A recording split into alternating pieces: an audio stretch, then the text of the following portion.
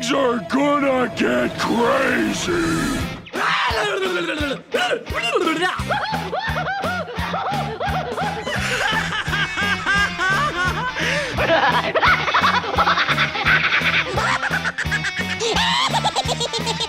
Most everyone's mad here.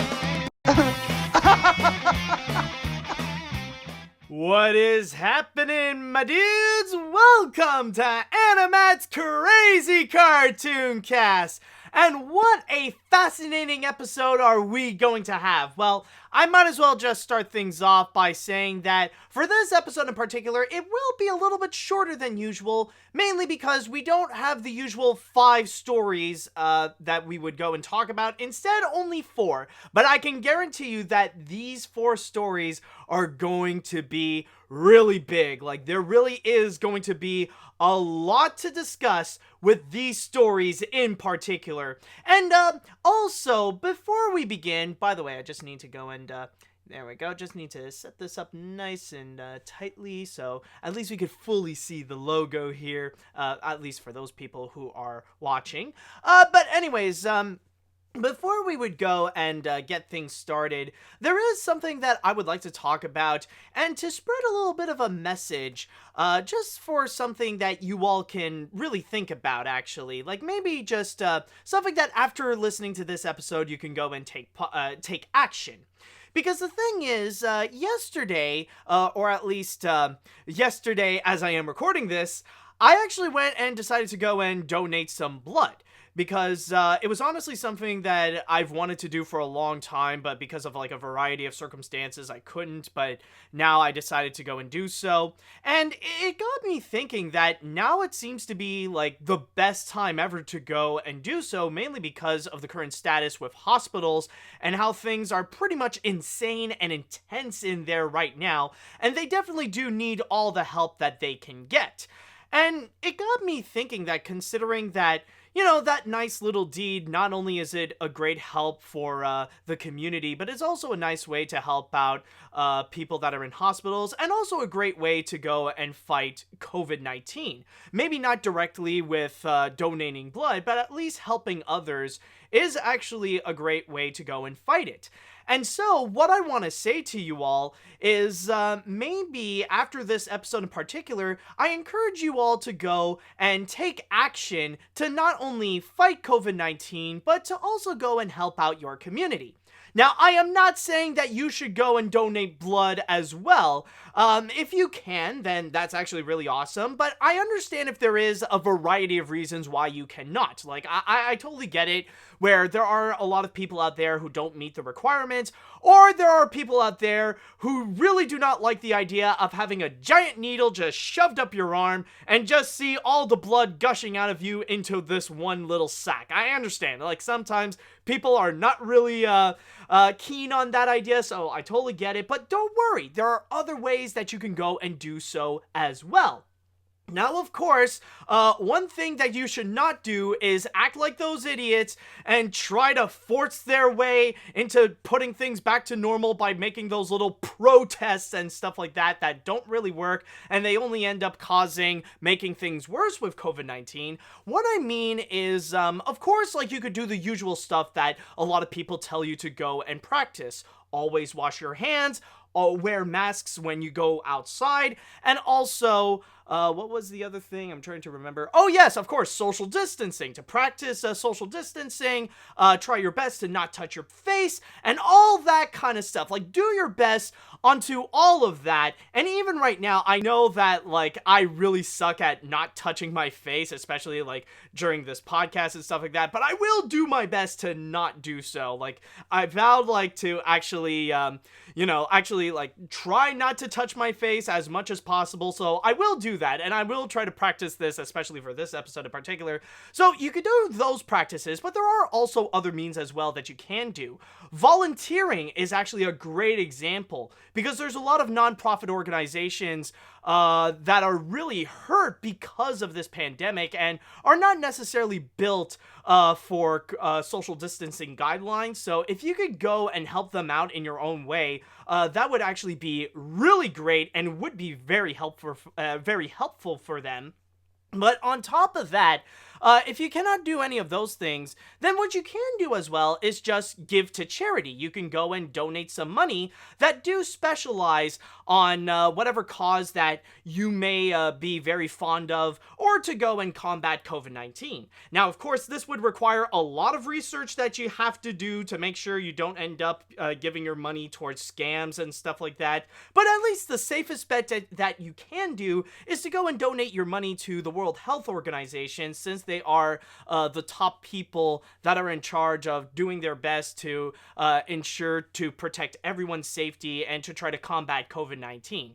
So that's basically what I want to go and say is, to really go and take action to do that extra step to go and not only fight COVID-19, but also to help out your community. So that way you can show that you actually do care about the people who are around you and you want to help out in any way possible during these really tough times. So that's something I want to encourage you all to go and do after this episode, or after watching or listening to this, is to go and do that extra step to go and help out. And you'll see, it'll definitely help out with your soul. You'll feel great about yourself, and a lot of people will feel grateful about you, you know, like your contribution will absolutely help. Alright, so with all that said and done, now with that little message out of the way, why don't we go and start off this episode, shall we? So I would like to go and ask the chat wall, audience, are you all prepared for this episode of AniMat's Crazy Cartoon Cast? Let me hear it, folks. Let's see now. Oh, and someone asked, does blowing your nose count as touching your face? Nah, that's an exception. And especially, like, you got a tissue, like, you're not fully touching your face. Like, you got a tissue that you can have in front of your face, so, like, that's perfectly fine. But anyways, yes, apparently everybody seems to be ready. That is great to hear. So now, with that said, it is now time that we are gonna go and get this episode started. And with our first story that we have here today, we might as well go and start things off with the biggest animation news that we got here, the one that seems very unexpected, the one that we thought is pretty much dead, that some people have already moved on and others are so heartbroken that they felt like, no, it's impossible and stuff like that. Well, apparently, holy crap, it seems that this project is gonna try to make a comeback. There's no promises that it will happen, but at least it will try. And what I am talking about, of course, to start things off, is going to be Genndy Tartakovsky's Popeye. Yes, folks, Popeye is not dead.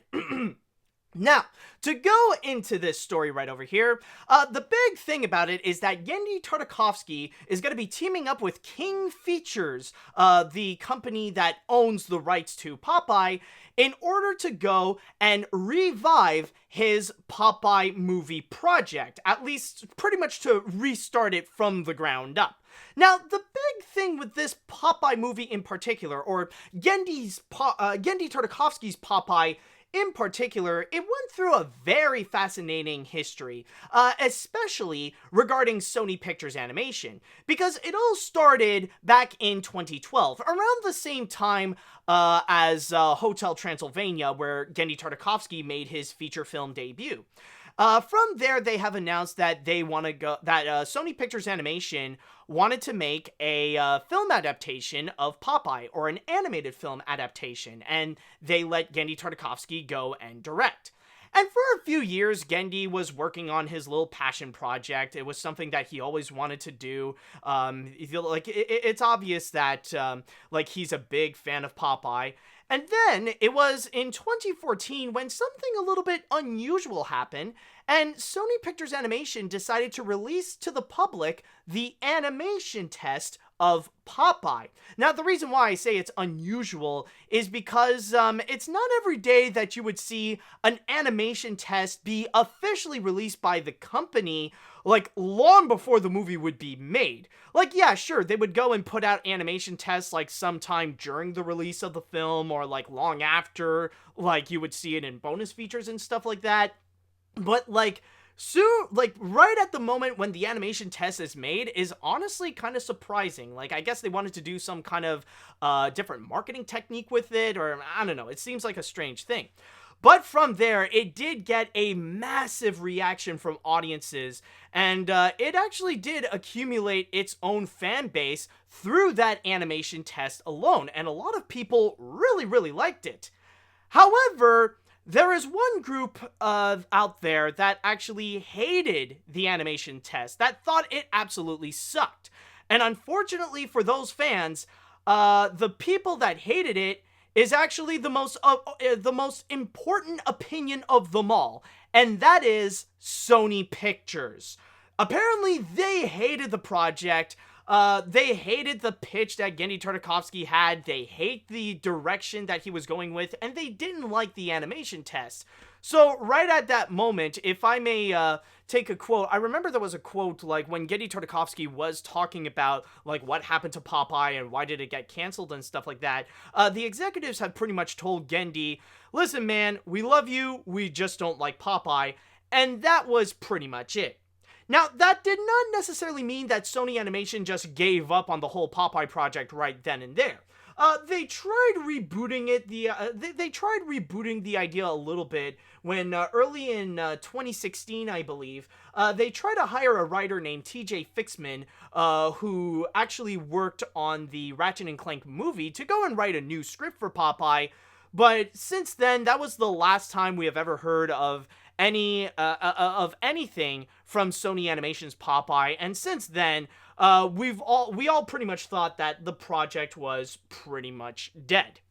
Like, from there, that was the last time we've heard any form of updates until this week, when it seems like Genndy Tartakovsky is gonna try again with King Features. Now, one thing I would like to go and highlight, one thing that is very important to note about all this, is the fact that this will most likely not come out the way that you may think. There is a strong chance that maybe it's not going to be in computer animation, it's not going to be in CGI like the animation test, and on top of that, like, right now it seems very likely that it's not even going to be with Sony Pictures Animation. I guess Sony just pretty much gave up on Popeye altogether, so chances are King Features are going to be looking elsewhere to go and develop this movie with Genndy Tartakovsky. Now, the funny thing to go and point out about all this, the funny thing to go and point out the fact that Genndy Tartakovsky still wants to go and make another Popeye movie, it just really goes to show that when Genndy Tartakovsky is really passionate about something, he does not give up. Like, he wants to make sure that thing gets made no matter what. And he will spend years, and I really do mean years, in order to make that happen. Nothing is going to stop the guy from bringing his vision to life. And this is not the first time that this actually happened either. You might remember that this actually did occur with the Samurai Jack finale. Now, if I may go a little bit into that little piece of history right there, the thing is with it is that ever since Samurai Jack was made, Genndy Tartakovsky always had this idea that the grand finale of the whole series is to go and make a feature film, to make it like this big movie, to go and present this grand finale of Samurai Jack, of how Jack can finally take down Aku. So he had this idea, like, he really wanted to make this finale really, really big, especially how successful it was, like, on its initial run in Cartoon Network during the early 2000s. But from there, he seemed to have a very hard time to try to bring it to life, and there were many different versions that tried to, like, develop and possibly try to do. Like, there were some live action versions of it, there were some animated versions of it, and Genndy tried to collaborate with a lot of people, like with New Line Cinemas, with Fred, I believe, with Fred Siebert, I believe, he tried to collaborate with in order to bring it to life, with Bad Robot Productions, and actually, there was a moment that Sony almost made the Samurai Jack movie, where Genndy Tartakovsky was almost promised by Sony to go and actually make that Samurai Jack movie, but it never really happened. It wasn't until in 2015 when it was actually announced that Adult Swim would go and finally deliver that Samurai Jack finale that Genndy Tartakovsky wanted to make. However, he had to go and make a little bit of a compromise, where instead of having it be a feature film that would be released in theaters and stuff like that, that the whole idea had to be a bit condensed in a way into just another season. Well, I mean, I guess, like, technically, considering the length, you could say it's like it expanded more so than it did get reduced, but the big thing is that instead of a movie, it actually just turned into an additional season, where it may not be the same initial idea as Genndy Tartakovsky had before, but at least he finally got his finale. There is a conclusion to Samurai Jack right now. And it looks like this could be the same thing with Popeye. And like I said before, there is no promise on how the things are going to be turned out. And especially, please do not expect it to be just like what you saw in that animation test. Especially the fact that that was from a big studio with an not unlimited, with like a really big budget. And, like, they had the technology to go and make, like, this big, computer animated thing and stuff like that. So, and especially considering the fact that it is an animation test, if you know anything about the animation process, then you know that it is nearly mythological that the final result would look exactly like the first animation test that we would see. So even if Sony Animation did make that Popeye movie, then it wouldn't come out necessarily the exact same way as the animation test. Oh, and I almost forgot. There's one thing I almost forgot to mention regarding this Popeye movie in particular, is actually regarding this long rumor. There's this rumor that's been going around even to this day. Like, even this week I saw it be passed around and stuff like that, where a lot of people claim that apparently Sony Animation decided to cancel the Popeye movie in favor of making the Emoji Movie. Now, this was a discussion that I've already talked about in the past, and if you have actually done your research,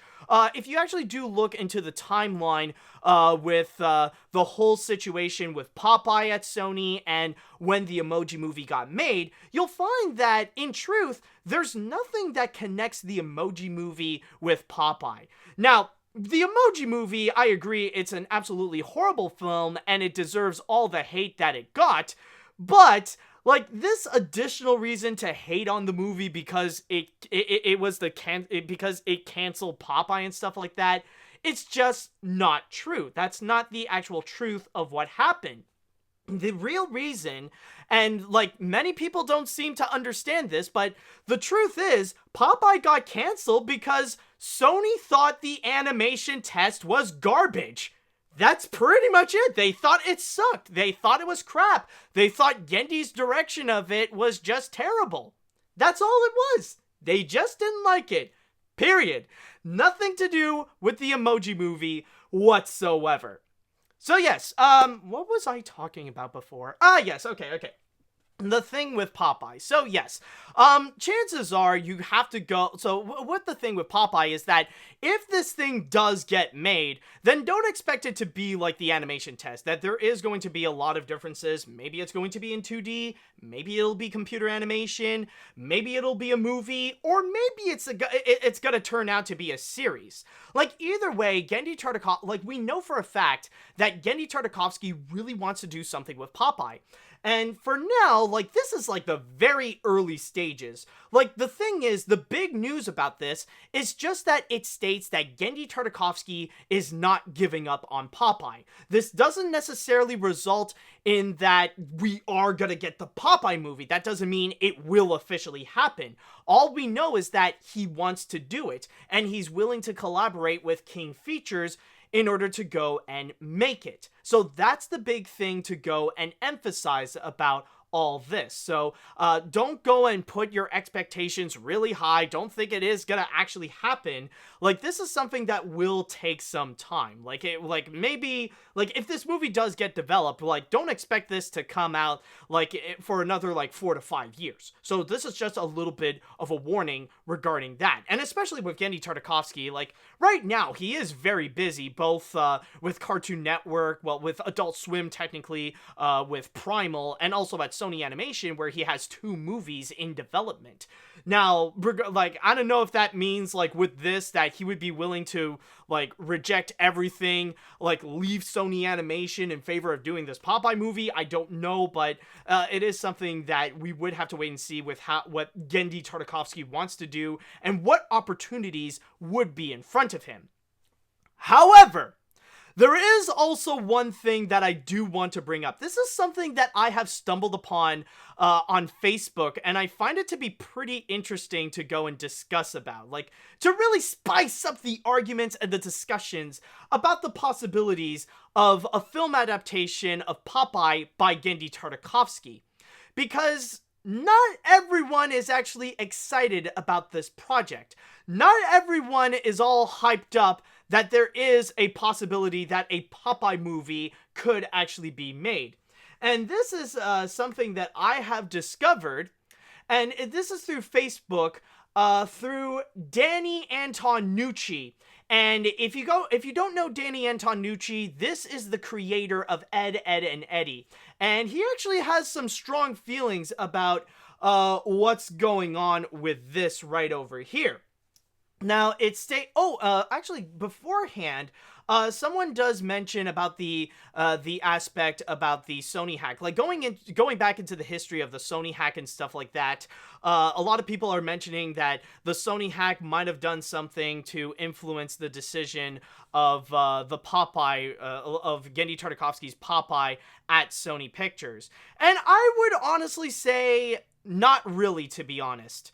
Because it was actually at the moment when the animation test was released where it got rejected. Now, it is true that it was during a period when Sony Pictures was already transitioning and they were considering to change up leaderships and stuff like that.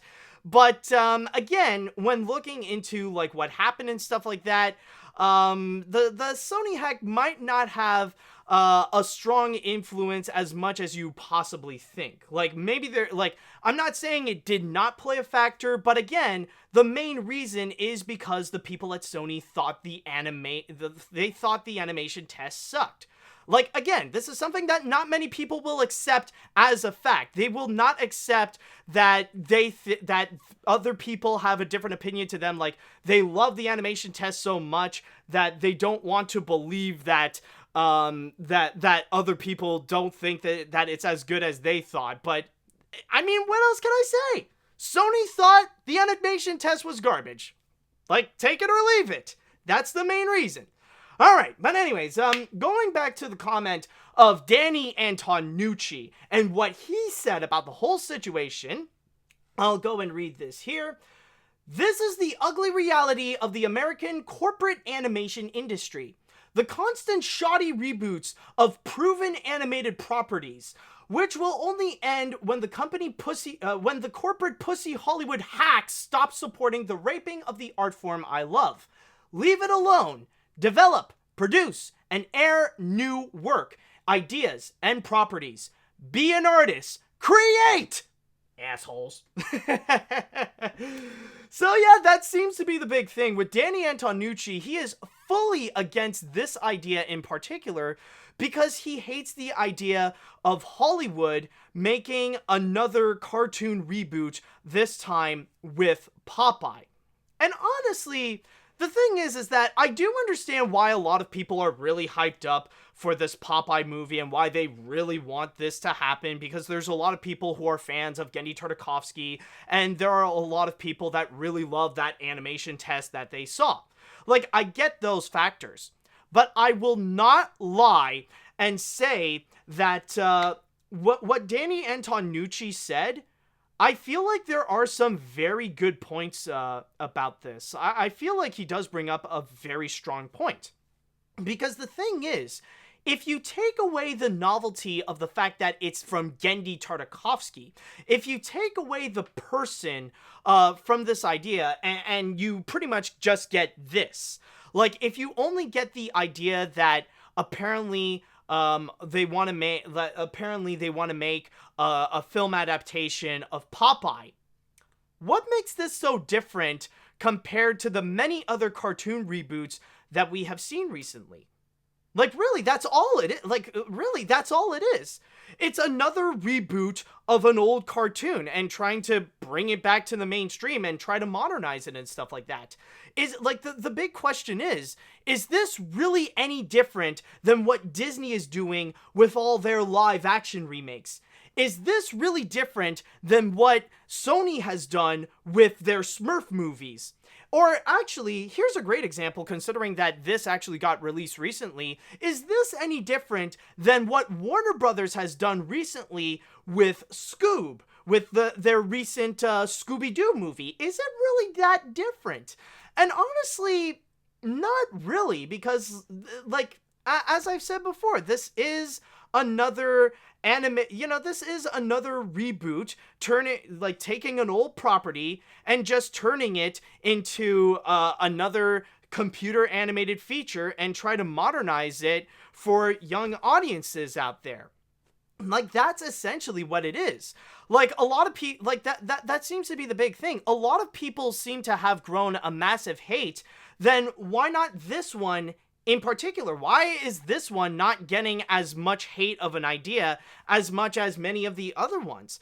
And honestly, I really do feel like really the big thing is just because of the factor that it's Genndy Tartakovsky that's making this. And this is something that I want to talk about, and this is going to be quite a controversial opinion, so brace yourselves. Now, the thing is that a lot of people, would think otherwise, but believe it or not, I actually really do like Genndy Tartakovsky, and I am definitely one of those animation fans that has grown up with Genndy Tartakovsky, and I love a lot of his early television works. I love, one of my favorite Cartoon Network shows is Dexter's Lab.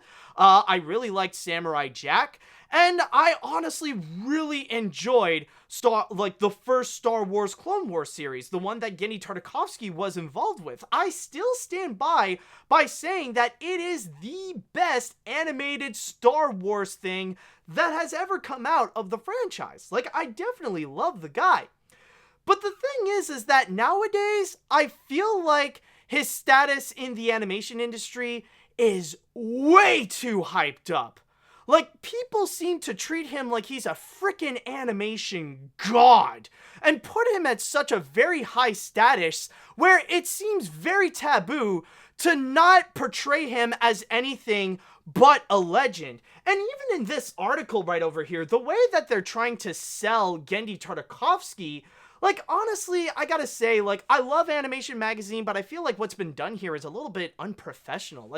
Really calling him, animation icon Genndy Tartakovsky, and really trying to sell him hard by saying the Annie and Emmy award-winning Golden Globe nominated animation visionary. I mean, no, it even goes more than that. The Annie and Emmy award-winning Golden Globe nominated animated visionary directed Sony Pictures Animation's hit Hotel Transylvania trilogy and created celebrated series like Dexter's Lab, Samurai Jack, and Primal, and in collaboration with Lucasfilms, Star Wars Clone Wars. I mean, holy crap! This is freaking sucking up! The Animation Magazine wouldn't even do, they wouldn't even do this to the major legends. They wouldn't do this about they wouldn't say this about, freaking Walt Disney or Tex Avery. I mean, this is honestly overselling it to the guy. And it really does and I really do stand by that. Honestly, it's at a point where people really overhype Genndy Tartakovsky to the point that, it makes people scared of criticizing Genndy Tartakovsky like you're somehow not allowed. And the best example that I would show is regarding Hotel Transylvania. Now, regardless of where you stand with the movies, whether you love them or whether you hate them, the thing is that I always see everybody scapegoating everyone else except for Genndy Tartakovsky. Everybody seems to go and try to scapegoat everyone else in terms of the movie's flaws. A lot of people seem to rather blame Adam Sandler for the problems of the Hotel Transylvania films than Genndy Tartakovsky, because people are much more comfortable blaming the guy who has done movies such as Jack and Jill and Little Nicky and That's My Boy, more so than the guy who directed Dexter's Lab or the guy who made Dexter's Lab and Samurai Jack. A lot of it, because a lot of it really is nostalgia goggles. Like, a lot of people feel like he's an animation god because he's the guy who made their childhood and stuff like that. And yes, like, with Genndy's vision, it is very unique in shows like Dexter's Lab and Samurai Jack, but he's not perfect. It's not like everything he touches turns to gold. The thing is, I still stand by my comments that with the Hotel Transylvania films, I do find Genndy Tartakovsky is a bad director. That he has meant a lot more for television, more so than movies. Honestly, I still stand by that comment. I still stand by that a lot of the problems is because Genndy Tartakovsky is not as good of a director as people portray him to be. And from there, like, any negative comments from Genndy Tartakovsky, or if anybody hears any words from him that is not like anything that's like massive praise or anything, like, they will do whatever they can in order to shut down those comments. Or like, even when I mentioned that Sony Animation just thought that the animation test is garbage, people will try to find any excuse to not make it the case. Like, they want to try to make it like it's objective that Genndy Tartakovsky is an amazing director, that he could do no wrong, and that everything he does is great, and that you're not allowed to criticize him. Now, the thing that I want to try to say is that, of course, I'm not trying to change your opinion on Genndy Tartakovsky. Like, it's perfectly fine if you enjoy all his works and stuff like that. It's perfectly fine if you view him as like one of your animation heroes and stuff like that. But this is something that I want to put out as a bit of a warning. Honestly, do not go and put Genndy Tartakovsky as such a ridiculously high pedestal. And I am saying this as a warning. Like, you can admire the guy. You can be inspired by the guy. But don't portray him like he's some kind of freaking god where you're not allowed to go and criticize him or think that everything he does has to be good. Like, in order to support Genndy Tartakovsky, you must think that everything he does is amazing and it's great and you're not allowed to criticize him, and we must silence all negative opinions about the guy. You're not, like, don't do that. And especially, you shouldn't do that in this day and age, because you never know if suddenly there's one person who's going to speak out, who's going to be a whistleblower, and will reveal some new information regarding Genndy Tartakovsky that's going to make you massively regret the praise that you have given to the guy. You never know. Maybe he could be like the next John Lasseter or John Kricfalusi, where he can have his own #MeToo moment. Maybe not necessarily related to sexual harassment, but maybe like with the way he treats his employees or something like that. Like, maybe there is going to be like this dark side that will be revealed about Genndy that would completely like change your perspective about the guy. So that's why I'm just giving you a little bit of a warning to not overhype Genndy Tartakovsky.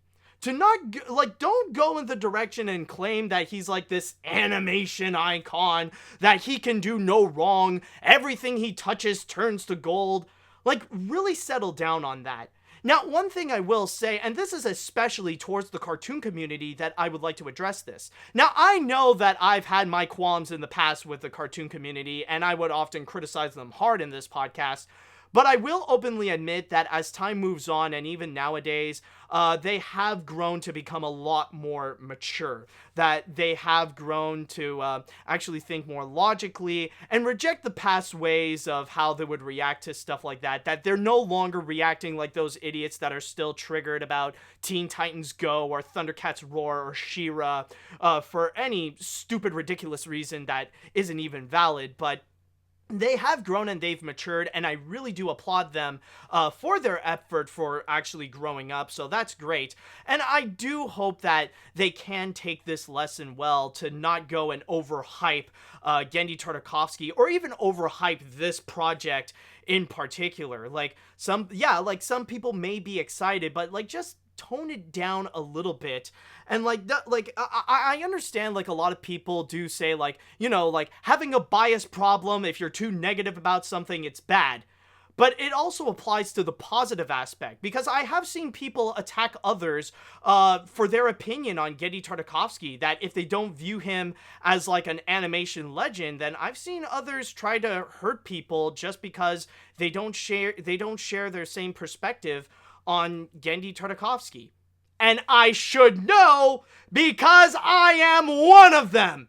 Oh, I know that there are people who want to attack me hard for my comments on Hotel Transylvania and towards Genndy Tartakovsky on his effort work onto those films. You know very well that some people have crossed the line in how they try to attack me and how I criticize Genndy Tartakovsky on those films. You know it. So maybe I could be a little bit harsh, but what makes you think you're not as harsh as I was, or even harsher than I am, with my when you would go after me when I would go and criticize Genndy Tartakovsky? I am just saying.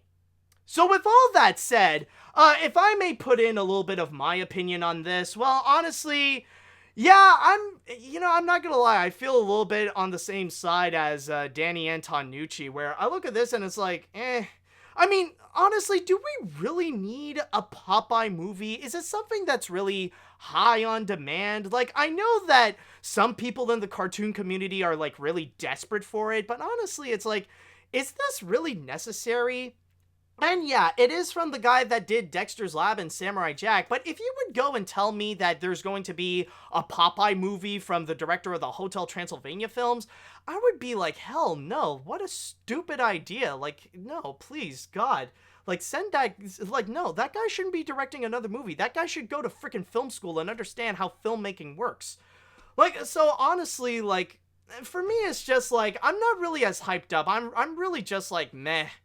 Like, I don't know. I'm not really as hyped up. I'm not expecting a whole lot about this. So really, it's just, yeah, I just feel about it. So at least that's my opinion on this piece. All right. So with that said, I would like to go into the chat wall, and I would like to ask you all, what do you all think about Genndy Tartakovsky trying to make his Popeye movie again? Do you think this is something like you're excited about? Do you think this is something that could be a good idea? Do you think it's going to be a bad idea? Do you have something that you're hoping for? Do you think this is something that you're worried about? Let me know what you all think.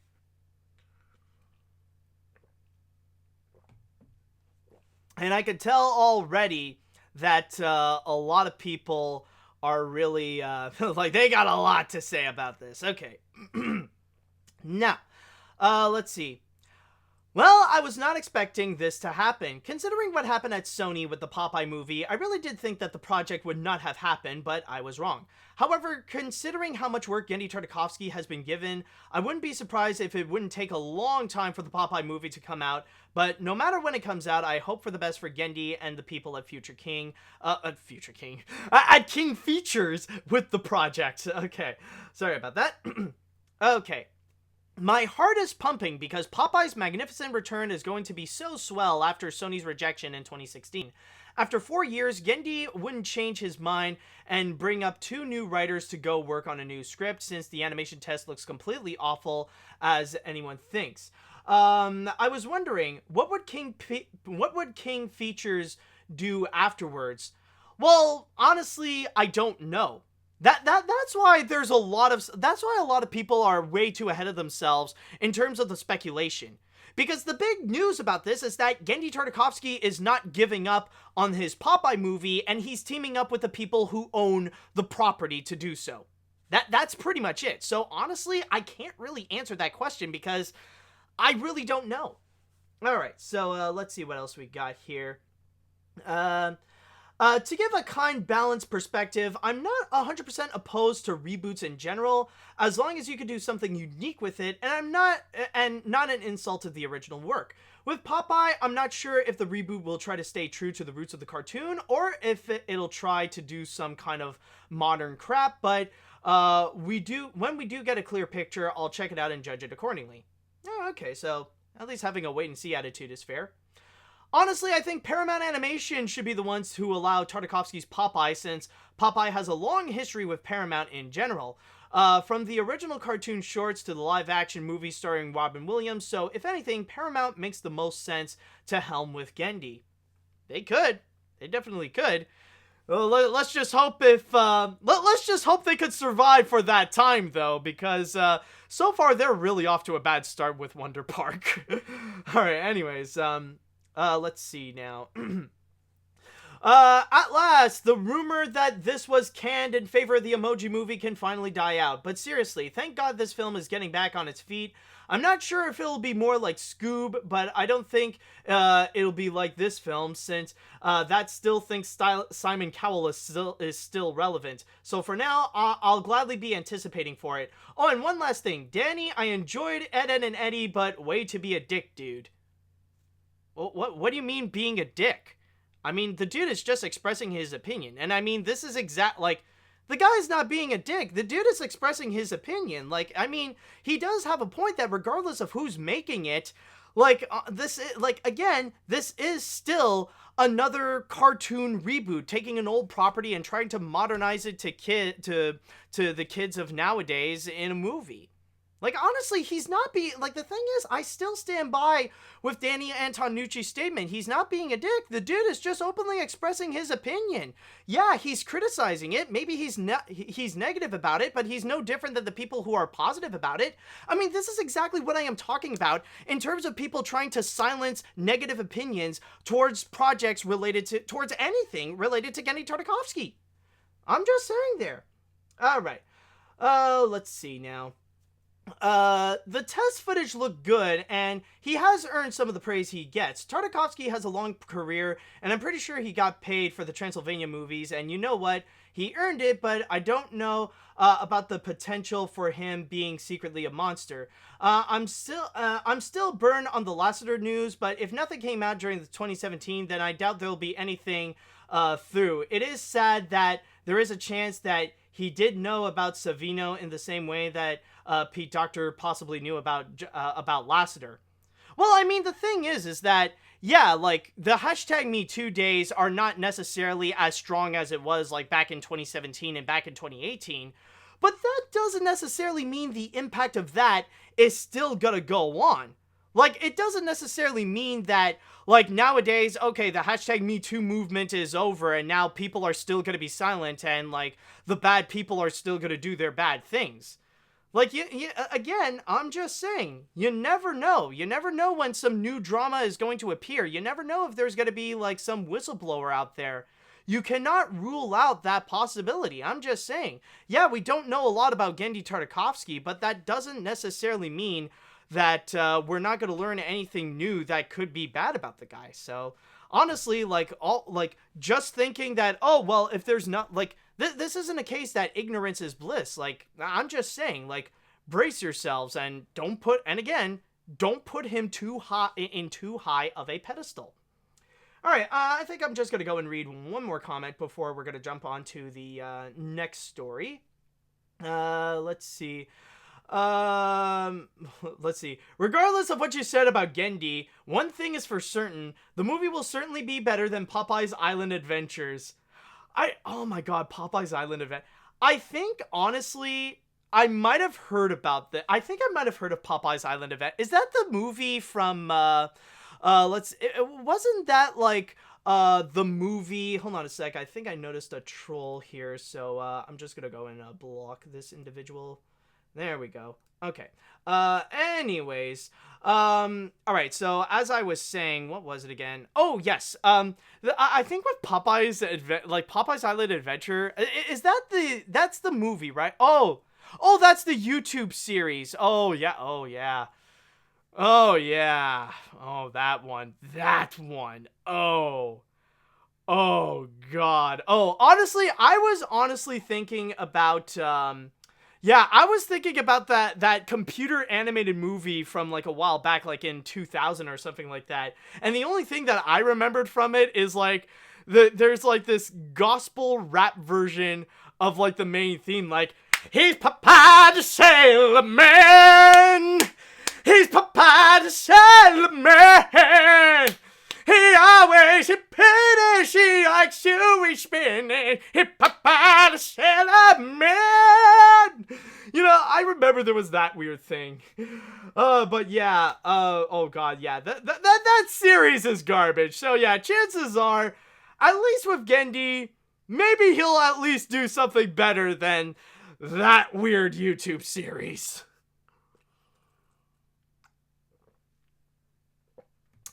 Okay, so now with that said, now we are officially finished with this little Popeye thing. It is now time that we are going to go and jump onto our next story. And what we got right over here is actually going to be regarding an update. Now, this is actually regarding a studio that we haven't heard in a while. We haven't seen anything from them in a while. But the good news is that even during this pandemic, they are still doing fine. And what I'm going to be talking about, of course, will be regarding Studio Ghibli.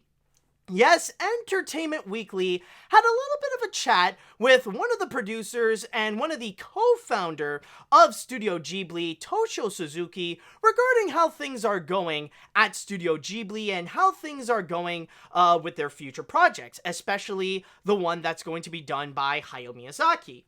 And they're pretty much saying that even though, like, they have their own complications and stuff like that, even during this pandemic, they are still doing fine, and work is still in progress. Like, the animators are still working hard on their projects in particular. And, things are alright with Studio Ghibli. In fact, I'm gonna be reading you some quotes here regarding, what Toshio Suzuki has said to Entertainment Weekly. And one comment that he has done is actually regarding Hayao Miyazaki and coming back to working on another project. He stated here, many directors make films on, and throughout their careers as they grow older. When Miyazaki came back and said that, I want to make a film again, I actually said that's not a great idea because he's achieved so much already. You can't come back and do something you've already done in the past. You have to do something different. One of the ideas that came out from that was, why not spend more time and spend more money to make a film? So that's one of the new approaches. So basically, considering Hayao Miyazaki's long history of just retiring and then suddenly coming back, especially at his age nowadays, where he's soon gonna turn 80 years old. Toshio Suzuki was saying that he was a little bit hesitant of him coming back to make another film, but hey, why the fridge not? Why not let the man do what he wants? But then they also discuss about his next project, the next movie that he wants to do called How Do You Live? And if you don't know what that is, just going to be reading you what it's about, based on Yoshino Gezaburo's 1937 story about a young boy who moves in with his uncle after the death of his father and undergoes a spiritual change. So that's basically the main idea of the movie, but we actually do have a little bit of an update regarding what is going on. And he says here, we are still hand-drawing everything, but it takes us more time to complete a film because we're drawing more frames. So there are more drawings to draw than before. Back when we were making My Neighbor Totoro, we only had 8 animators. Totoro we made in 8 months. For the current film that Hayao Miyazaki is working on, we have 60 animators, but we have only able to come up with 1 minute of animation in a month. That means 12 months a year, you get 12 minutes worth of a movie. Actually, we've been working on this film for 3 years, so that means we have 36 minutes complete so far. We're hoping it will finish in the next 3 years. And the funny thing is that the irony is that originally the plan was that they wanted to finish the film in time for the Tokyo Olympics that was supposed to be coming out this summer. But it looks like it's going to be long delayed, and it's not because of the pandemic, but it's just because things are just going slow with the process. So it's mainly ambition seems to be a bigger obstacle than COVID-19 in this case. And I mean, especially with a visionary like Hayao Miyazaki, with someone with his legacy, I guess it is kind of understandable that he probably has a completely new and unique vision that he wants to go and really try out for this film. So who knows, maybe with this long amount of time, we could be in for something really, really special. Or maybe it's just the longer we wait, the more we would end up becoming disappointed when the thing comes out. Who knows? But I will say, though, it is not the only project that will actually be released at Studio Ghibli. They are working on another feature, and it's actually going to be from Hayao Miyazaki's son, Goro. Now, Goro Miyazaki already has a bit of experience before with a few more projects. He has already directed Tales from Earthsea, he did From Up on Poppy Hill, and I believe he did work on an animated series as well. You could correct me if I'm wrong, by the way. He did the Ronin series at Studio Ghibli. Would that be correct, Chatwell? Could you say if that is true or not? If that actually is the case, I just want to be 100% sure. I just want to know, did Goro make the Ronin series? I know that after From Up on Poppy Hill, he did work on a series. I'm just not 100% sure if it actually is the Goro one. I don't know. Well, hold on a sec. Is it from Up on Poppy Hill, or I'm not getting any answers so far. Okay, yes. Okay, finally, there we go. Thank you, Pixar girl. Finally, someone is okay, yes. So he did work on a Ronin series. But what is interesting to note is that so far, with Goro's project that he is currently working on, Toshio Suzuki really made sure to not go into too much specifics. He's not going to go into too much detail about what it's about, but he is giving out a little bit of tidbits of what it could possibly be. And yes, Ronya, yeah, okay. Yeah, and the series that I was talking about before is Ronya the Robber's Daughter. Okay, thank you, Smarty Max. As it states here, regarding Goro's project, it says... Goro's film is based on a book or story from England, and it's a story about a very wise girl. We've only announced it's going to be a new film. We haven't announced anything yet, so that's as far as I can tell you now. And also, one more thing that he did reveal is that it seems like this is going to be the first time that Studio Ghibli will be releasing a computer animated feature. And it even says that, and like he even said, this one is all done by computer generated animation. And keep in mind, like, even though they haven't done that in a movie before, like a full-on computer animated film, they did have a lot of experience with working with computer animation. Ronya the Robber's Daughter is actually a computer animated series. And even in Studio Ghibli, they have worked on a couple of projects so far that actually is computer animation. Even Hayao Miyazaki actually did work on one project that is, like, he did a little short that is originally meant for the Ghibli Museum, where he did, I believe it's Burrow the Caterpillar, which is actually a computer animated short that Hayao Miyazaki made. So that's pretty much the big thing.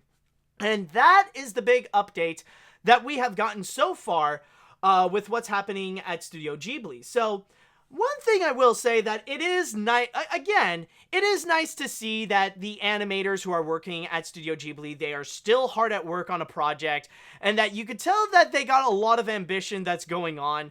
Also it's really nice to see that not even the pandemic is stopping them from their hard work. So that is actually very nice to see that that is still going on.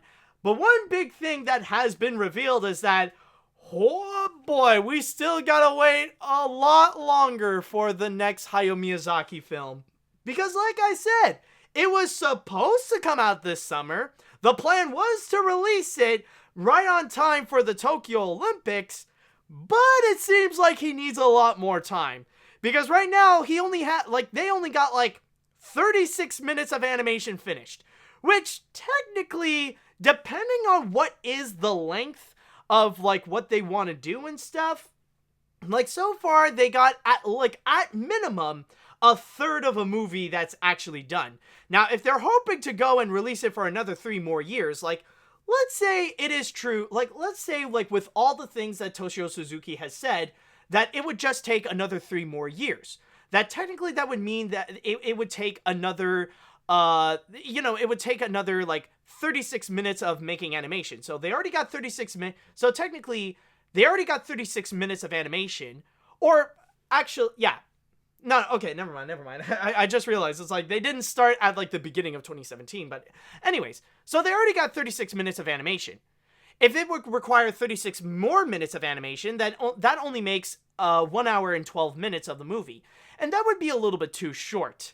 So, I don't know, like, they better find a way to go and speed up the process, and no, it doesn't look like more animators working on it is going to help out either, because, like, they already got 60 animators working on this, and the process is still godforsaken slow, and I mean, they are working with Hayao Miyazaki, and with a guy who is as much of a visionary as he is.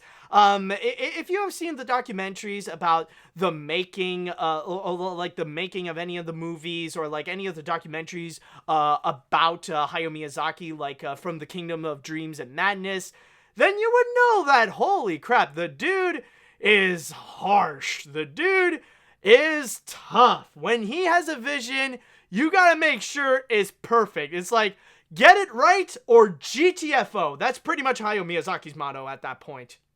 So that's pretty much the big thing, is that it's like I said before, ambition is pretty much the biggest obstacle for this movie in particular. Then that's even stronger than COVID-19. So it is a slow process, but at least they're still working on it. But then again, even though we do know a little bit more about like what's going to be coming up with Hayao Miyazaki, I'm not going to lie and say that I am very curious to know what they have in store with Goro Miyazaki's project. Now, I know, like, it is kind of a debate about how Goro Miyazaki is as a filmmaker, especially when, with Goro, he is the man that is responsible for making the weakest Studio Ghibli film that is almost unanimous, that many people say that this one is the weakest film from the Studio Ghibli library from up on Poppy Hill. Now, no, not from up on, sorry, Tales from Earthsea! Tales from Earthsea! So sorry about that. I apologize for that little mistake.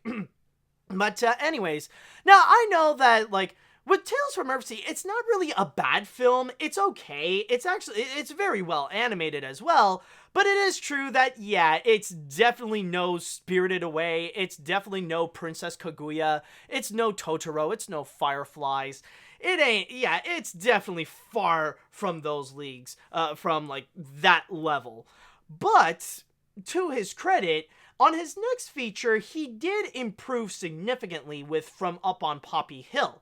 And with that one, with From Up on Poppy Hill, the thing is that, like, I even saw people in the chat wall say that that film is actually very underrated, that he did improve himself, he did manage to make it, to make, like, a better feature, like, he has learned his mistakes from Earthsea and try to improve that, and I'm sure, like, even with Ronya, that he has learned to make things better, and especially the fact that, like, he's already gotten experience with working on computer animation. It would be very fascinating to see how he's going to bring that into a feature film, where I'm sure now he's going to be given a much bigger budget than he did with Ronya, that he'll have a lot more to go and work with. So I am very curious to know with what he has in store.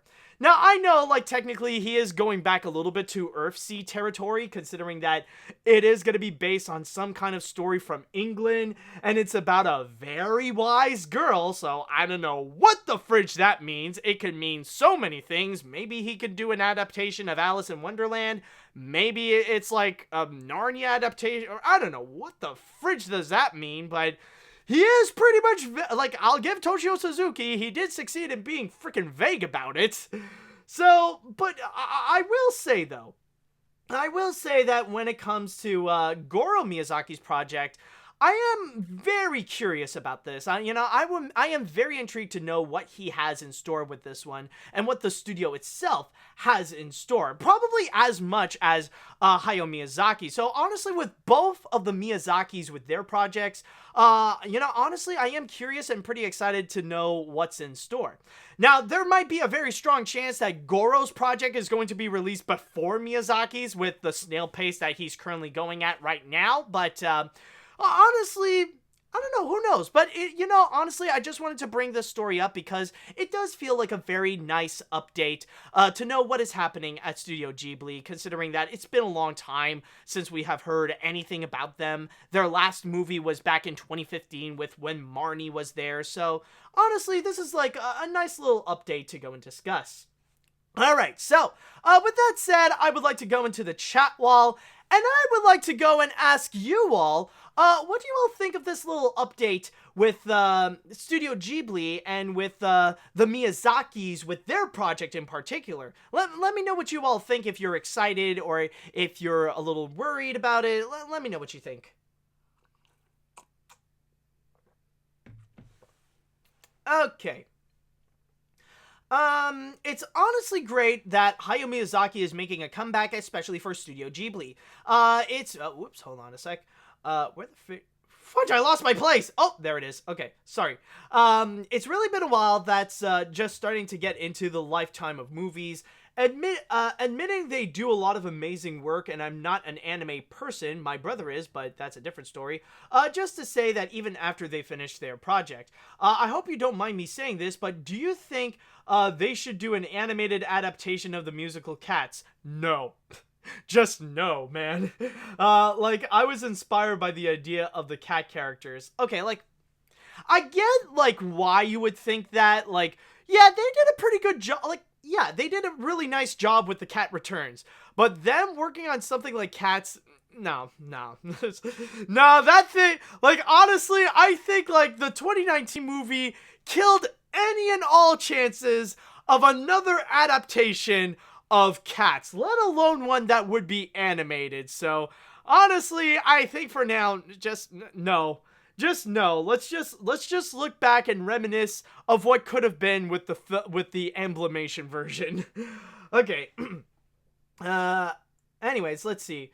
It's nice to see Ghibli is still alive and well during this funky time. How Do You Live sounds spectacular and could be a real tearjerker for the studio, which is a shame that they couldn't release it sooner and not the Olympics were delayed by the unfortunate name Dick Pound. I'm not sure how their computer animated feature will work, but either way, it just goes to show that Miyazaki is the definition of the phrase, "I decide when I'm done." Honestly, I don't know if I could even say that, honestly, because not even freaking Miyazaki himself can even decide if he's done or not. The thing is that he does this, the thing is, he decided a lot of times that he is done, and then suddenly just change his mind. In fact, probably the best way to describe it is that I remember seeing this picture where they depict Hayao Miyazaki as a cat trying to go outside and then decide to come back inside. It's like, all right, I'm done. I'm going out. Never mind. I changed my mind. I'm going back in. Actually, no, I want to go out. No, actually, I want to stay back in. It's like a lot of that thing, it's absolutely ridiculous of the fact that, no, honestly, I have to disagree with you. He does not define the meaning of I decide when I'm done. Because because the thing is, Hayao Miyazaki is never done, even when he decides he is done. Oh my god. Don't worry, I have nothing against you, dude. It's just Miyazaki is a very complex and strange man. Okay, anyways.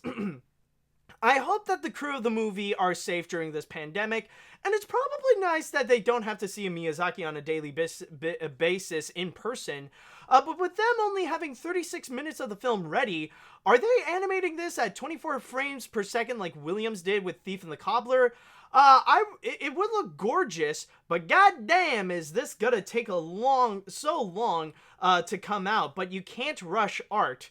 Yeah, you might as well lift off that perfect little quote from who is it? Gurgi from Toy Story 2. You can't rush art. Anyways, let's hope we can go back to theaters when this is finished, because I really want to see this on the big screen. Oh, don't worry. I have a strong feeling that if there's gonna be one thing that will be slower than this pandemic, is Miyazaki and Studio Ghibli's ding-dang time for making this movie in particular.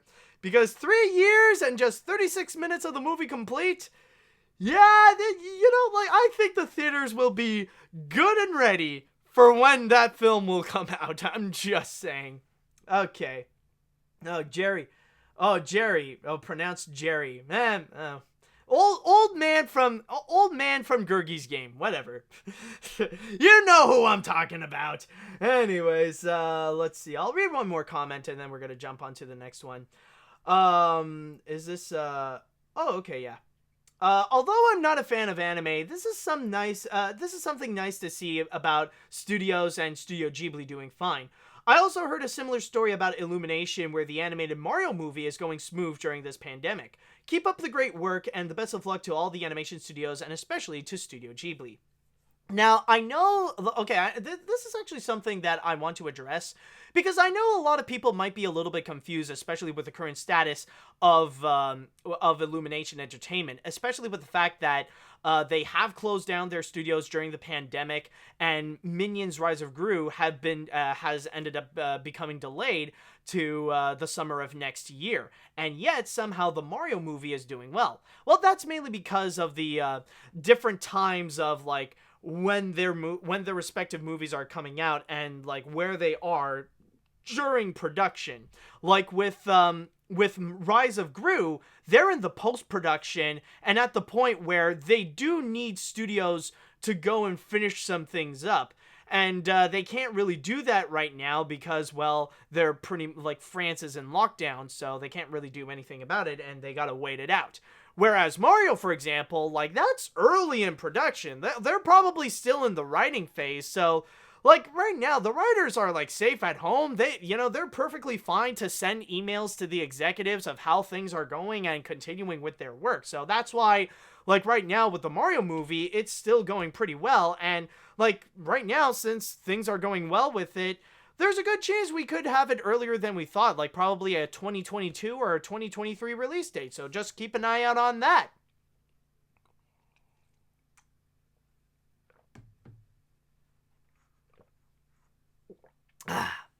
That's a good jug of water there.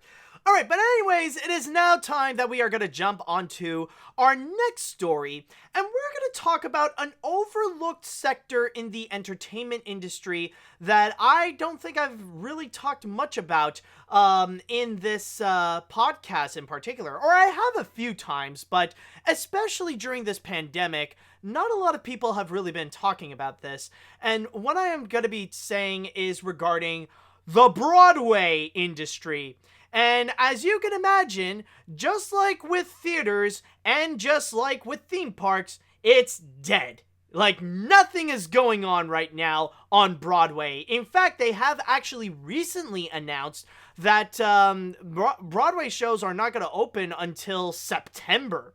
So it's going to be, like, we still have to wait a long time before Broadway would slowly but surely get back into things.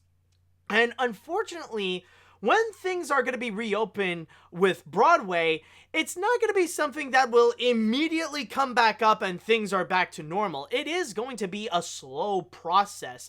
It's going to be something that will have to take its time to slowly pick things back up. And unfortunately, this does also mean that there will have to be some sacrifices, and especially regarding Disney, when they ultimately decided, and by the way, I have to use another browser because you'll see why, but they decided they're gonna sacrifice Frozen. And yes, by the way, the reason why I have to use another browser is mainly because, well, I can't really use this one because the Washington Post wouldn't really want me to use this because it's like, we see you're in private mode, so you cannot use this. Alright, but anyways, let's get back into business. Yes, unfortunately, Disney has revealed that they will not reopen the Frozen Broadway show. And in this case over here, it's actually a bit of a different scenario as to why they're not going to go and reopen it. Because the thing is, usually when Broadway shows would close down, that would usually mean that they're not doing well in their respective theater. That pretty much means that they're not selling enough seats to keep the show sustainable, so they have to close it down and go replace it with something new. But in this case over here, Frozen seems to be doing fine. Like, before the pandemic happened, it was actually doing pretty well. It was actually being pretty successful, not just in terms of, like, reviews and stuff, but also regarding, like, how it's doing at the box office. To read a little bit from my source here on the Washington Post, it says here, and I'll even explain a little bit as to why they decided to shut this one down, is because Disney officials say the stoppage does not signify a failing enterprise. The show, directed by Michael Grandage, was bringing in about $1.5 million a week at the St. James Theater, and grossed more than $150 million over its run. Estimated put the show's initial cost at $25 million to $30 million. Rather, it was a belief that when Broadway comes back, the audiences to sustain multiple Disney productions will not be returning in sufficient numbers. And as of right now, Disney has 3 current shows that are running on Broadway. There is The Lion King, there is Aladdin, and there is Frozen. And for one company to handle 3 Broadway shows, that is still quite a lot. And unfortunately, in this case, because of the pandemic, they have to go and make sacrifices. And probably, like, what is considered very heartbreaking about this, like, the big thing about it that really does suck for both Disney and for Broadway fans is the fact that because of the pandemic, not only is Frozen closed off, but the Frozen Broadway show did not get a proper end. It didn't get a proper finale to say goodbye and to bow out in the final curtain. That's unfortunately not the case. Like, it's unfortunately due to unusual circumstances that they just had to close down. Now, I would like to emphasize, however, that this does not mean that the Frozen stage adaptation is done forever. That doesn't mean that it's officially over. What this means, though, is that it's still gonna happen all around the world. They're still gonna do, like, national tours. There's still gonna be productions all around the world. But they did actually state that in order to go and cut down in costs, they stated that closing the show permits the company to repurpose the sets and costumes for Frozen's in London, Sydney, Tokyo, and Hamburg over the next year. So the Frozen show will still happen, but it's just it will be, like, elsewhere around the world, or maybe it will happen in tours, and the many of the sets and all the stuff that's been built on for the Broadway show, it will be used for those productions, at least to go and save money.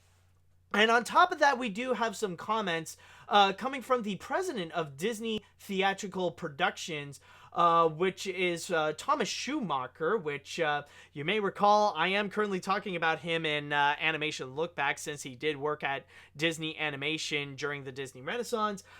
He states here about the closing of Frozen: "This difficult decision was made for several reasons, but primarily because we believe that 3 Disney productions will be one too many titles to run successfully in Broadway's new landscape."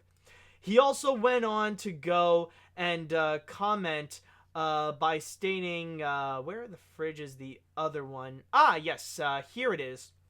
Now, this is actually a comment that's also like an open letter to the staff at Disney Theatrical Productions, by saying that there's no question of the appeal of live entertainment audiences. We know they'll return hungry for that spark of connection that only live theater can provide, but we also acknowledge that both we and our audiences will be returning to a changed world, and that we will have to adapt. And by the way, for those people who have bought tickets to the Broadway, what the fridge can I, man, I can't even talk. What the fridge? Okay, there we go. The reason why, like, for those people who have previously bought tickets for the Frozen Broadway show, that suddenly it seems like it got closed off. They said that if you bought it if you bought it through Ticketmaster, you will automatically get a refund within 30 days. Anyone who purchased tickets through other outlets are being advised to contact those sellers. So if you have bought a ticket to the Frozen Broadway show for a later year, hoping that you would see it after the pandemic, go and contact your ticket provider right now in order to go and get your money back, because unfortunately Elsa is leaving New York.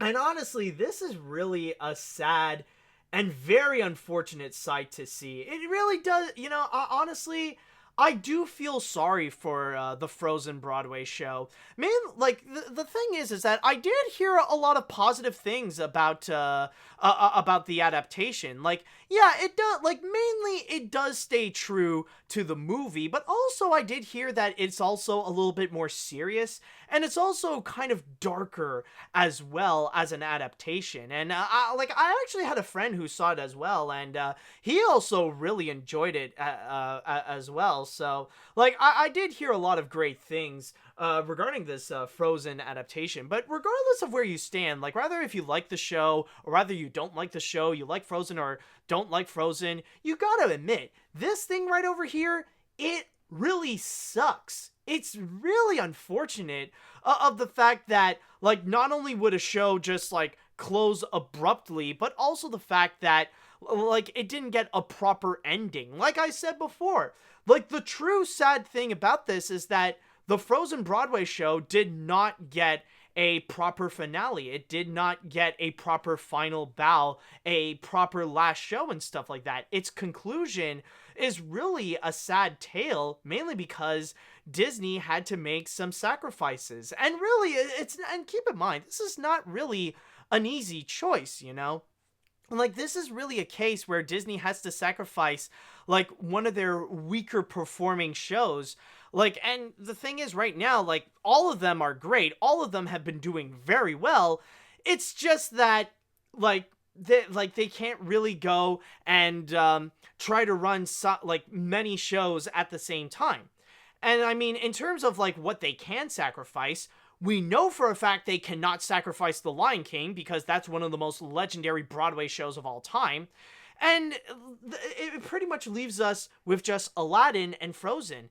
And so far, Aladdin is doing tremendously well. It's actually doing great. Like it's the new Broadway hit that's pretty much selling out, like, performance after performance, all, like, full seats and everything like that. So it's not like, that's honestly not something that they could really go and sacrifice. So the only thing they can do is just let go of Frozen. No pun intended. And it really is unfortunate that it would have this kind of fate. And I do hope that one day I do hope that the Frozen Broadway show can return. Like, not necessarily because, like, oh, it's such a great show, it needs to come back and all that stuff, but at least if it can have a proper conclusion, like a proper finale, even if it is for, like, a limited time, to give it a proper ending that it deserves, because it is a successful Broadway show. It is one that's been selling out tickets a lot during its run, and it was something that did receive a lot of positive reviews from critics. So it's very much unfortunate to see something so abruptly closed off because of current situations that is just forever changing the world. It's like, it's understandable, but it still sucks nonetheless. However, I will say, though, that there is a little bit of a light at the end of the tunnel. There is a little bit of positive that it is that does come out of this. Now, I know I've already stated that technically the Frozen stage adaptation is not fully dead, and there will be other performances from all around the world and stuff, so there is that, but mainly it is regarding the factor of Disney theatrical productions. And they are planning that for their future, to make things up for the loss of Frozen, they got a lot of big things at hand. Now, this doesn't necessarily mean that they are gonna make that happen. That doesn't mean, like, it's gonna come true, but they got a lot of things in development right now that they're going to try and turn many of their properties into a Broadway show, and even bringing back some old ideas. Like, for example, they are planning to possibly do something with the Hercules stage adaptation from last year.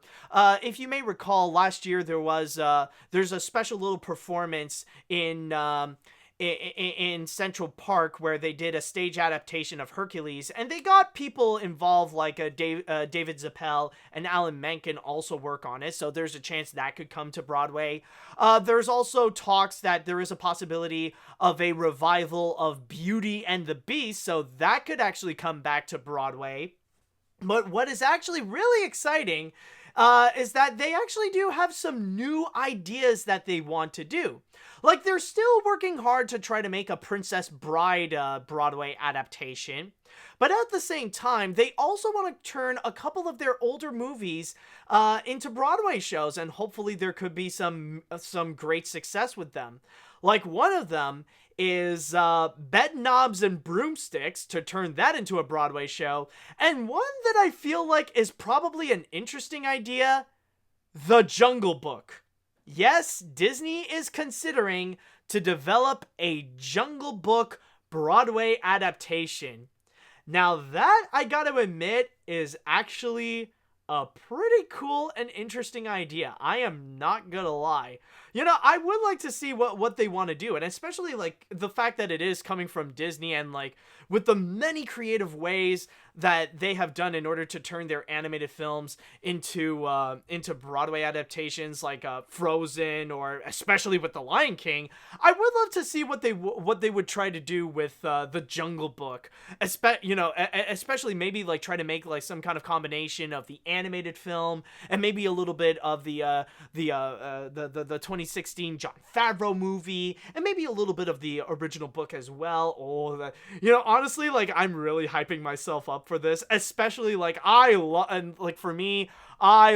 the soundtrack of The Jungle Book. I think honestly, like, it's right up there in terms of my favorite soundtrack done by the Sherman Brothers, plus like the great extra with Bare Necessities. So that would actually be pretty cool to go and check out. So honestly, overall, it really is kind of a bittersweet thing in terms of the future of the future of Disney's theatrical productions, where it is very unfortunate to what happened to Frozen, but then again, we know that the future for Disney's Broadway shows is really bright, and we might be in for some really cool stuff coming up.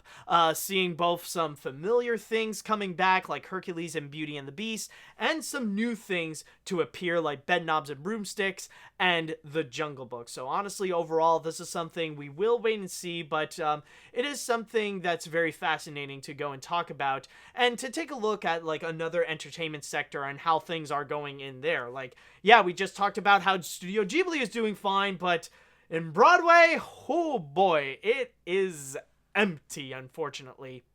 So with that said, I would like to go into the chat wall, and I would like to know what you all think about what happened with the Frozen Broadway show, and especially if you have seen the Frozen stage adaptation. I really would love to know what you think, not only your thoughts on the show, but also regarding what just happened here. So I want to know what you think.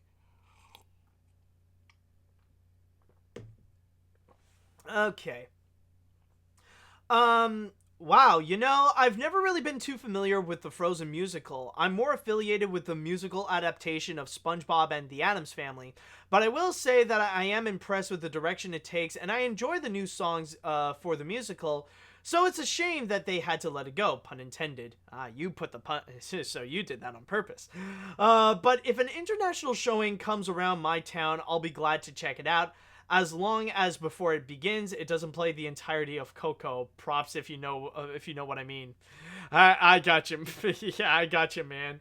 I got you. Like freaking Miguel is gonna come in. Yeah, how do you like that, Elsa? How do you like it? Like 22 minutes of my nonsense before your thing. All right. Anyways, let's see here. Let's see. I've honestly never been a fan of the Frozen franchise, so honestly, I don't really see the cancellation of the Frozen show as any big loss for me. No offense for anyone who likes it, but everything about this is way too childish for my taste. What a dick. No, I'm just kidding, man. Alright, anyways, I'm very disappointed that the Frozen Broadway show is not going to give a proper send-off it deserves. I feel like they wanted to do a proper send-off to the show. They computer it on Disney Plus or do something in the veins of what they did with the Tokyo Disney Sea version or of Fantastic and film it and put it up on YouTube. Yeah, it is true. Like, we did, it would have been nice that if we would have, like, bring back, like, the original cast and, like, actually have a proper adaptation, like, a proper, like, film version to put it up on Disney Plus. The kind of the same thing like they did with Newsies or, technically the next story that I'm going to talk about. But, yeah, I would have loved to see if they would have done something like that, It would be nice, like, to give it more exposure, in a sense. Or actually, since the SpongeBob musical was brought up, like, something like that as well. Anyways, I'm sad by the news, but I'm glad the show will still be touring, so I have the chance to see it one day. And I understand how 3 Disney shows can be overwhelming. However, I feel terrible for the new cast who were announced a month or two before the pandemic. Sierra Renee was casted as Elsa, and I was very excited for her because she was Esmeralda in the Hunchback of Notre Dame musical. But sometimes, for the greater good, sacrifices had to be made. Yeah, exactly, and that's the big thing that I want to go and that's the big thing that I need to go and emphasize, is that it really does suck, and especially the fact that there was a new cast that was announced. Like, honestly, like, they're the ones who unfortunately had the biggest loss in this. It's very unfortunate. Let's see, what else do we got? One way to give the closure for the cast of Frozen and the people who wanted to see it is to, down the line, film a version of this musical and show it for Disney Plus. Yeah, pretty much like what we've talked about. Okay, it's kind of repeating like what I've said before. I'll read one more comment before we jump into the next one. It really sucks for the cast and crew for not ending the show the way that is meant while Cats is still going to open for a while. Honestly, I don't think Cats is on, actually. I don't think there is a Cats, I don't think there is a Cats showing on Broadway. Is there? I don't know. I don't, or at least I don't think it's on Broadway. Anyways, where was I? But this pandemic sucks, and we can all universally agree that we all hate this. Maybe with the Fox acquisition, they will adapt the Nightman Cometh from the It's Always Sunny in Philadelphia episode, because it would be very funny, JK. I actually want them to do Beyond the Valley of the Dolls and as an X-rated musical, because that would be a good laugh. Bruh, dude, what the fridge kind of mind you got in there, boy. Okay, so, but I think, I think, like, the big thing to really, emphasize on this is just, it sucks, but hopefully we will wish for the best for the Broadway show, and especially hope for the best for the cast and their future, and we'll see how, the future of Disney theatrical productions will be. Alright, so now with that said, it is now time that we are actually going to jump onto the grand finale. Yes, already we are at the grand finale of this, and this could debatably be the biggest movie news that we've had so far. Now, of course, we are all used to seeing a lot of schedule changes and stuff like that. We have all seen how movies can be released early, or how some movies can be released later, and all that kind of stuff. But in this case right over here, holy crap, I have never seen a movie be released, or at least be scheduled, to a much earlier time. Like, it's at the point where it's honestly ridiculous how early they decided to go. So, there have been movies that have been, like, advanced to, like, a few months. But imagine being advanced by a whole 15 months. And that is what I am saying with Hamilton. Yes, Disney has officially announced this week that they are gonna go and advance Hamilton, which was originally supposed to be scheduled for October 15th, 2021 to hit theaters, but now it's gonna switch things up and it's gonna be released on Disney Plus on July 3rd of this year. And this was an announcement made by both Bob Iger and Lin-Manuel Miranda on Good Morning America. And by the way, I know a lot of people might seem a bit shocked because a lot of people might think wow, do they not have time anymore to do all the filming and stuff? Do they have it already done? Well, the big thing to go and emphasize is that technically the movie's already made. We already have a completed movie all set and ready. It's just that they needed to find a distributor. They need someone to go and distribute this. They've already went and recorded everything. They've already taken the original cast all the way back in 2016, back when Hamilton was like fresh out of the oven, and they've already done everything that they wanted to do at the Richard Rodgers Theater. So that was already made. They just needed a distributor, and Disney came in, and there was a massive bidding war going on with other studios, but Disney paid off with $75 million in order to have that as their movie and pretty much have it set either for, they wanted to do it in theaters, but now they decided to switch their minds and have it be put on Disney Plus for this year. Much sooner than planned. And holy crap, as I am recording this, that means it's going to be coming out in less than 2 months. So it's much, much sooner than we expect. Holy freaking crap. But anyways, we do have a couple of quotes that I would like to read here coming from my source on The Wrap, where we got Bob Iger, who stated, "No other artistic work in the last decade has had the cultural impact of Hamilton, an inspiring and captivating tale told and performed in a powerfully creative way. In light of the extraordinary challenges facing our world, this story about leadership, tenacity, hope, love, and the power of people to unite against the forces of adversity is both relevant and impactful." Oh, that air did not come in right. "We are thrilled to bring this phenomenon to Disney Plus on the eve of Independence Day, and we have the brilliant Lin-Manuel Miranda and the team behind Hamilton to thank for allowing us to do so more than a year." Oh, no, sorry, I think I read that wrong. We have them to thank for allowing us to do so more than a year before planned. And we also got a quote here coming from Lin-Manuel Miranda himself by saying, "I am so proud to how beautifully Tommy Kail has brought Hamilton to the screen. He's given everyone who watches this film the best seat in the house. I'm so grateful to Disney and Disney Plus for reimagining and moving up our release to July 4th weekend of this year in light of the world turning upside down. I'm so grateful to all the fans who asked for this, and I'm so glad we're able to make this happen. I'm so proud of this show, and I can't wait for you to see it." So that's pretty much the big thing that's going on, is that Hamilton has been moved up more than 15 months, which is honestly absolutely ridiculous and almost unheard of. But I think I might as well go and start things out by explaining, the obvious reason why Disney is doing this. This is the perfect example of desperate times call for desperate measures.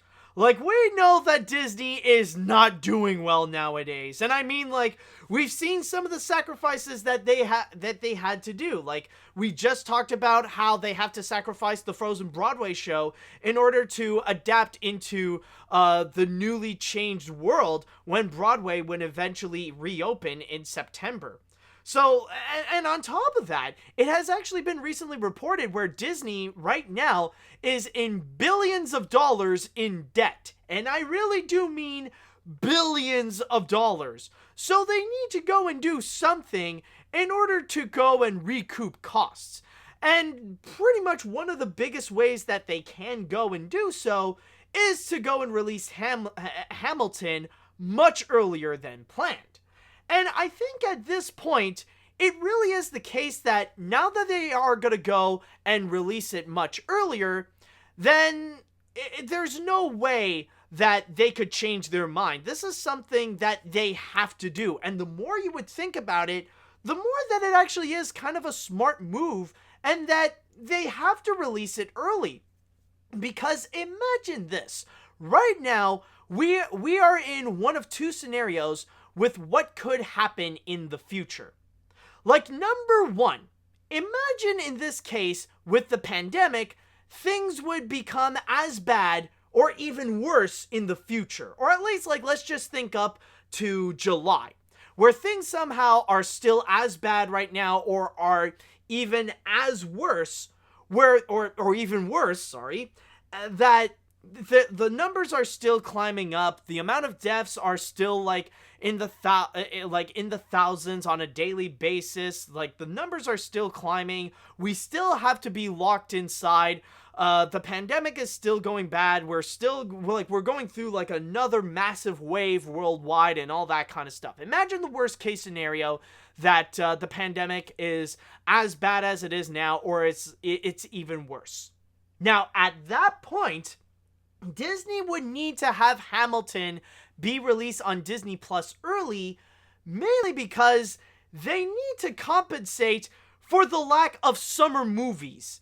The thing is that movie theaters are still going to be closed at the time, so they got to go and try to make things up for the fact that they don't have a major blockbuster they can put out in theaters. At that point, they cannot release movies like Mulan on the big screen, and they would have to delay that again and make more reschedulings so that they would have to go and put them in a proper place that hopefully wouldn't be touched by the pandemic. So by having Hamilton, at least Disney can go and provide something to the audience, something to go and recoup the costs for the big losses that they would have for the summer that they were planning. They wanted to have some big movies be released during the summer, especially the Jungle Cruise, but it looks like that's not going to be happening if the pandemic does get worse. So in that regards, Hamilton would be there as Disney's quote-unquote summer movie. Their big one, their big movie as also a major reason for people to go and come in to get Disney Plus so that they could go and also experience Hamilton. But then, let's say there is another scenario. Imagine option B that it would happen, and this is going to be the more appealing one. Imagine if we are in a scenario where in July, the pandemic becomes a lot better. We may not have the vaccine yet, but right now, imagine if in the future it would be fully under control. The numbers are going way down in terms of the people infected, and that the deaths are now becoming rare all around the world. Imagine, and the thing is that businesses and theaters and all that kind of stuff are reopening and all that kind of stuff. Imagine that scenario where things actually do get better with the pandemic by July. Now, at that point, Disney is going to need Hamilton on Disney Plus because they're gonna need a reason for people to keep Disney Plus. Because right now, as I'm recording this, I believe Disney has more than 54 million subscribers to Disney Plus. And I can guarantee you, by the time the pandemic ends, there are going to be so many people who will go and immediately unsubscribe that they would no longer go and need it. It's basically the best example of what I'm talking about is what happened with it's like what happened with The Mandalorian. The Mandalorian, at the end of 2019, was, the biggest streaming show, of its time. And by the time the season finale happened and everybody watched that was the point when most people decide, okay, we're gonna unsubscribe. We don't need Disney Plus anymore. So they would go and immediately end that off. And at that point, Disney is going to need to have something to find an excuse why people should keep their Disney Plus. That's why they would need Hamilton, so that they could say, hey, stick around to Disney Plus because we got this awesome new movie. you know, we need, like, please don't unsubscribe to us. Please keep your subscription to Disney Plus. So they're going to need an excuse if things do get better with the pandemic, because I can guarantee you, yeah, the numbers are great so far with Disney Plus, and they really are helping Disney to keep themselves a bit afloat during this time. But those numbers are going to go way down once a lot of businesses are going to be back to be, you know, once things are back to normal and once things are back in business. Or at least sort of, like, at least adapting to the new normal, if you know what I mean. So that's pretty much the big thing that I am talking about here. That's the big thing with Hamilton. It really is the fact that right now we are in a position where, yes, Disney has to pretty much release Hamilton on Disney Plus like much earlier than planned, because if not, then we don't know what, well, because if not, well, then, like, honestly, Disney would be losing millions and stuff. But the big case here is that, like, right now, they really do need Hamilton. They really need Hamilton to be, like, their savior for 2020, especially, like, their savior for the summer of 2020, where originally the summer would usually be a massive time for Disney to make a lot of revenue. And I don't mean just with, like, the summer movies, but also with the theme parks, with the Broadway shows, with like the merchandising and all that kind of stuff. Usually summer is an amazing time for Disney, but now with everything closed down, they're gonna need something. They're gonna need something to sustain their finances, something to go and help boost some kind of revenue, even if it is something for Disney Plus. Like, they gotta need something to keep them at least a little bit afloat, to not make them sink any deeper, and to not grow their debt. So honestly, yeah, this is actually a very smart move for Disney that, yeah, at this point, it's a desperate move, but they really do need it at this point. But for me, honestly, in terms of my opinion with this, hell yeah, I'm excited for this. Like, it's surprising, but okay, cool. Like, I wasn't expecting to see Hamilton sooner than I expect, but I'm down for it. I can't wait to see Hamilton. You know, I've been hyping myself up. I still have yet to hear any of the songs, and I really want to try to save it up for when I see the show, and it looks like it's gonna happen sooner than expected. So, count me excited for this one, and I have my Disney Plus ready, so... yeah, so overall, just like, if you guys are excited as well for Hamilton coming out on Disney Plus, then mark your calendars this July 3rd for when it does come out.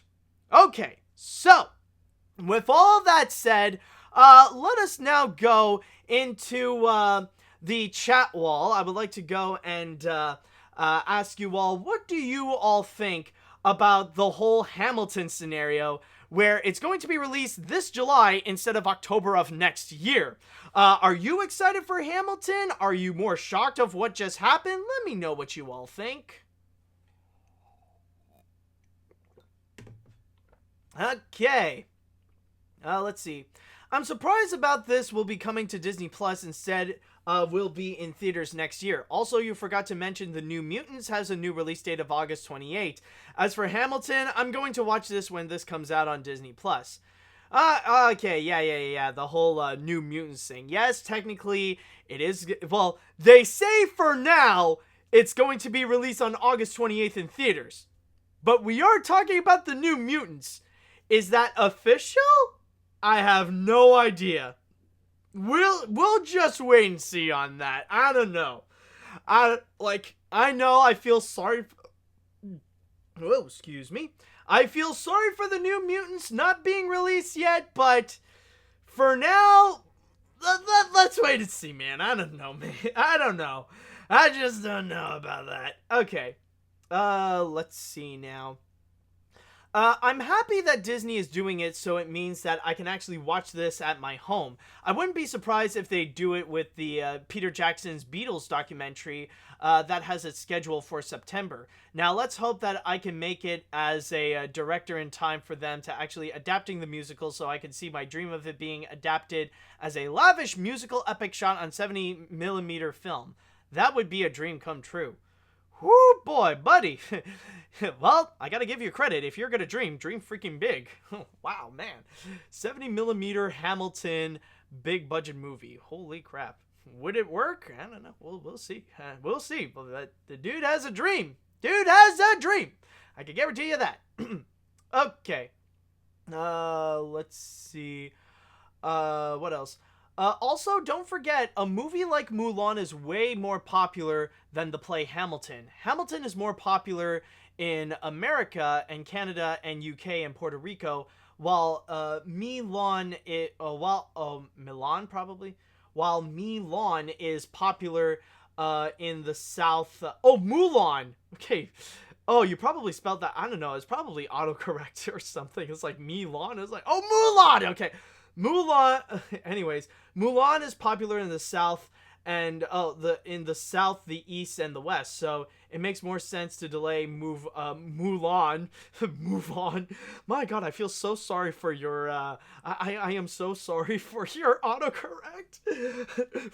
To delay Move On than it does Hamilton. They might actually lose money on Hamilton. Are you kidding? I don't think they would lose money on Hamilton at all, man.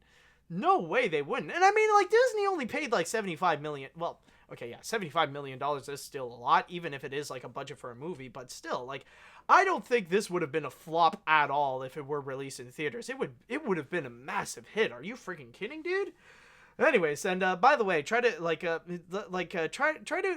look at your autocorrect, because honestly, like, it's giving you a hard time writing down Mulan, except for the first one, oddly enough. Let's see now. Let's see what we got here. Yes, at this point, I don't care if it's not on the big screen or on the Broadway stage. I'm just glad that the world can finally experience this one-of-a-kind musical. Plus, it also helps that we can now technically afford to see Hamilton, considering how Disney Plus is one of the most affordable streaming services. Now I have no excuse to throw away my shot and finally watch this. That is absolutely true. The dude has a point. Even if you're just paying a monthly subscription fee, it is still more cheaper than it is trying to get a ticket. Or even if you're lucky enough to get a ticket to see Hamilton. And plus the fact that you do get a bonus that, watching it on Disney Plus, you do get the original cast. You do get to see Lin-Manuel Miranda in action. So there is that benefit as well. Let's see, what else do we have here? I'm surprised to see this movie to be dropped on Disney Plus on July 3rd. I didn't see this coming, but I will definitely be excited to see this movie coming out on Disney Plus. Hope this movie will be great when I see, so I will be marking my calendar for that date. Alright, let's see. I think I'll go and read one more comment. What else? Do we got a good big one? Alright, so here we go. When I get my hands on Disney Plus, though I still don't know about my country's release date, the Hamilton movie, along with Monsters at Work, will be some of the first things I'll be seeing from that platform. By the way, Animat, going off topic, there's another bit of news that is sad. Fred Willard, the guy who played the CEO guy from Wall-E and Jerry Stiller, the voice of Pretty Boy from Teacher's Pet, passed away this week. That's unfortunate, man. Sad to hear that. Sad to hear that, man. May Fred Williams rest in peace.